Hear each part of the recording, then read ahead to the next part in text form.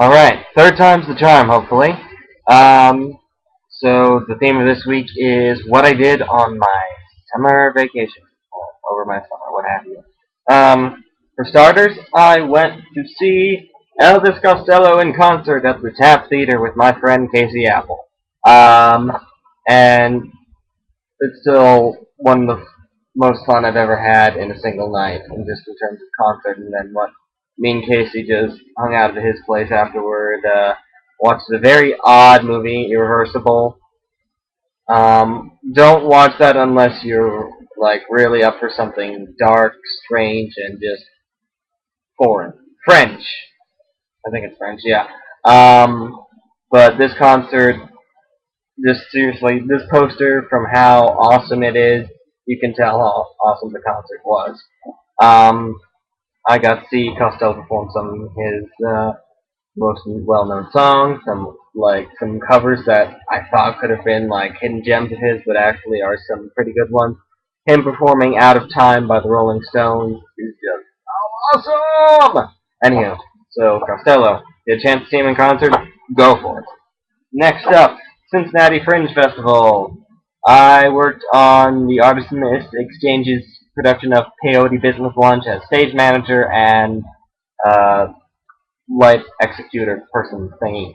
Anywho, um, so Fringe Festival is a 2 week long theater festival where the avant-garde, the out of the ordinary, the strange, and just the quirky theater productions go once a summer all around the country, from all around the country, and local productions as well. Uh, put on shows, and it's awesome. And Peyote Business Lunch itself, from the title alone, you get an idea of it's a drugged up business lunch. And it goes philosophical and weird and pop culture all at the same time, and it's awesome. Um, if you do get to go to Fringe next year, my advice is try and get on somebody's in somebody's show or be somebody's crew, because artists pass literally. If there are any open spots in the show at any time, you flash this, you get in for free. Just saying. I saw so much theater within 2 weeks. I almost went on theater overload. Anywho, after that, I went to see the Shakespeare Camp performances, where I saw Mariel's production of Love's Labor's Lost, also Casey's production of Titus Andronicus, Marianne's production of Much Ado About Nothing, and AJ's production of you're gonna hate me for this. As You Like It. There we go.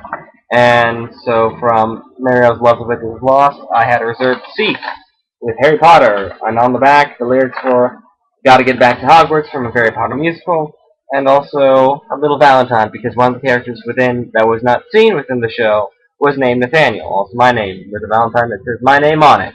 Hopefully you can still hear me, even though I'm covering up my mouth. Anywho, and it had her lines on the back of it. Aww. So that was that.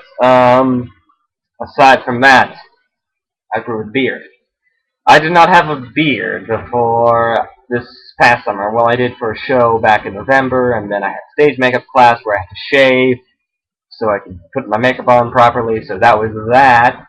Um, I went out a lot. I went to parties like a college student does.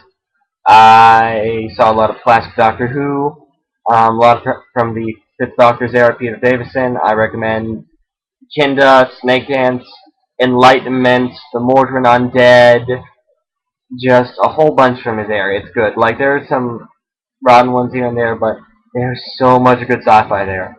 Also, some of the much more classic stuff. Patrick Troughton, I saw The Mind Robber. Patrick Troughton is the second Doctor. Mind Robber, very, fun fairy tale-like story. And then the War Games. 10-part story. 20-minute episodes, 10 episodes in that story, 4 hours long.